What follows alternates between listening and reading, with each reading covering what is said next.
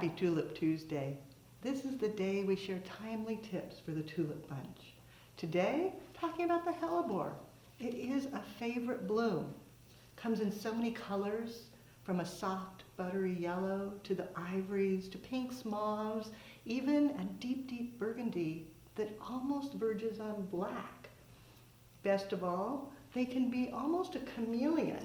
It can start out in this sort of mauve hue, turning into a bicolor with the green and mauve, and then transforming to the beautiful green. All different stages of life. The question that I hear constantly is, how do you keep them alive? And it all comes down to patience. Don't harvest them too early.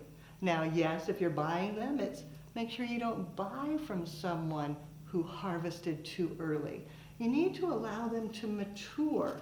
If you look at a young flower, it has all the little petals way down inside. This is not the petal. This is the sepals. This inner area, that's where the petals are. If you can see those, chances are it will wilt very quickly, sometimes in just a day. If you wait until it matures and it has dropped all of those petals, it starts to build a seed pod, and this will last forever. Literally more than a week to even 2 weeks, and it holds even without water. So key is to find blooms that are a little more mature when you go to buy them. Then give it a cut, take off any excess foliage, and put it in water. It's totally fine. If you have one that's maybe a little bit younger, more immature, it's risky. But what you can do to help that is take the stem and very, very hot water.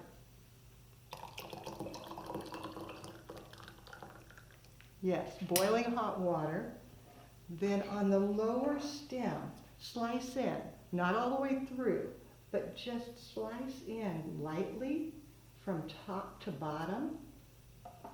Place that stem in the boiling water for 5 seconds.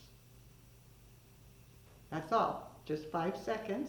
I'm guessing here. Then take it out, give it a cut, and transfer it over. And it should hold. Now you know how the pros do it.